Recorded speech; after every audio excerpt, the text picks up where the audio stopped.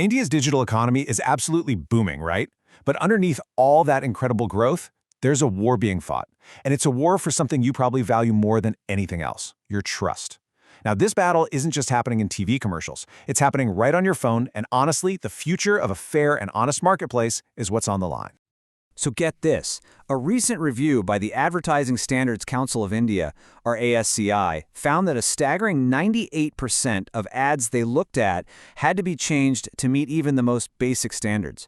We're not talking about a few bad apples here. This is a massive, systemic problem. And that brings us to our first major battlefront in this war, the fight for truth itself. It boils down to a really simple question, doesn't it? Does what the ad claims actually match up with what the product does? I mean, just look at this disconnect. On one side, you're promised these miracle cures, guaranteed returns on your investments, life-changing beauty fixes. But on the other side, the reality is often just a tangled web of misleading, unproven, and sometimes downright false claims. A perfect, and I mean perfect, example of this is the whole Patanjali case. You can see on the timeline here, it all kicked off back in 2022 with allegations about misleading health claims. By 2023, the Supreme Court was issuing some pretty serious warnings. This case has really become a defining moment, highlighting this huge tension between traditional remedies and modern advertising law. And the Supreme Court's initial stance? It was incredibly firm. This quote right here shows you just how seriously they were taking the issue of false advertising, especially when it preys on people's health concerns. The big takeaway is that the highest legal body in the country saw there was a massive problem that needed to be addressed. And listen, this isn't just about health products, not by a long shot. Let's take a look at real estate in Maharashtra. As you can see, an unbelievable 99%. That's right, 99% of the ads investigated were found to be breaking the rules, and often for something as simple as not including their official registration number.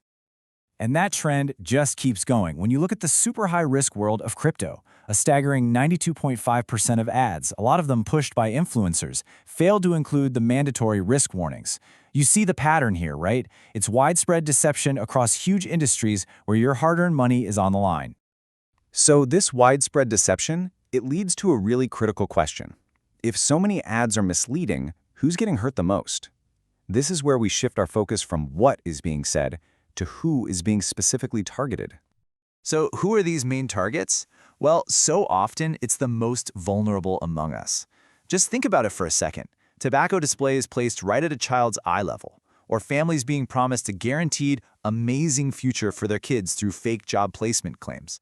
These aren't accidents, you guys. They are calculated tactics designed to exploit people's hopes and their trust.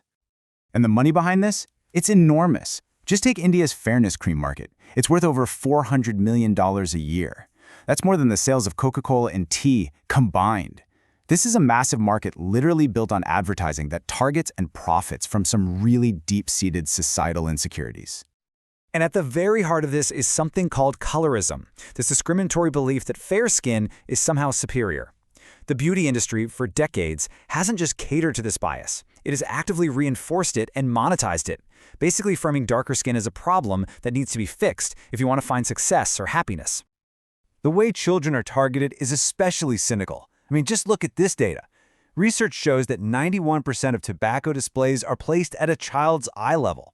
And, get this, a shocking 90% are put right next to candy and sweets. The goal is simple, and it's pretty sinister. Make a dangerous product look like it's just another treat. Okay, so this brings us to the modern front lines. The fight has gone completely digital. And now it's this complex, often invisible struggle for our data and our attention. So let me ask you a question. Have you ever felt like an app or a website just tricked you? Into doing something you didn't mean to do, like signing up for a newsletter you didn't want, or sharing way more data than you were comfortable with? If the answer is yes, you've probably run into what's called a dark pattern. So, what are dark patterns? Well, they're basically just deceptive design tricks. They are user interfaces that are intentionally built to manipulate you into making choices you wouldn't normally make. It all benefits the business, but it's at your expense. And they are absolutely everywhere. A study of top Indian apps found that 98% of them use these tricks. As you can see right here in this table, the most common one is privacy deception. That's the one that tricks you into sharing more data than you ever planned to. And right behind it is interface interference, which is basically designed to make you click on the wrong thing. But here's the good news. The law is finally starting to catch up. For years and years, India's digital world was governed by the IT Act of 2000, a law written way before smartphones and apps took over our lives. But in 2023, everything changed with the new Digital Personal Data Protection Act, the DPDP Act. And let me tell you, this is a total game changer for giving you back control over your own personal data. And this new law, it has some serious teeth. Penalties for not complying can go as high as 250 crore rupees. That's about $30 million for each violation. Now that is a powerful, powerful motivator for companies to finally start taking your data privacy seriously.